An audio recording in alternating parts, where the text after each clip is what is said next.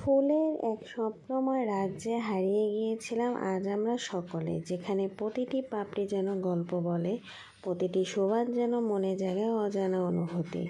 রঙের এমন মেলায় চোখকে মুগ্ধ করে তোলে, হৃদয়কে করে তোলে এক অদ্ভুত শান্তি। হালকা বাতাসে দুলতে থাকা ফুলগুলো যেন বলে দিচ্ছিল, থেমে যাও, একটু মুহূর্তগুলোকে উপভোগ করো।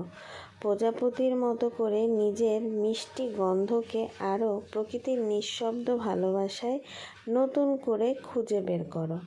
মনে হবে জীবনের সকল ক্লান্তি, সব দুঃখ এই ফুলের রাজ্যে তোমাকে হারিয়ে নিয়ে যাবে অন্য একটি জগতে। চোখে দেখা জিনিস আসলেই খুব সুন্দর হয়, আর সেটা হৃদয়ের এক টুকরো সুখের শান্তি বার্তা বয়ে নিয়ে আসে, যেখানে আপনাকে ধীর গতিতে চলতে বলবে আর জীবনের প্রশান্তিকে ফিরিয়ে নিয়ে আসতে বলবে। এমন এক ফুলের রাজ্যে বলেন তো কে না যেতে চায়? হ্যাঁ, ভ্রমণ আপনাকে আসলেই আনন্দিত দিবে।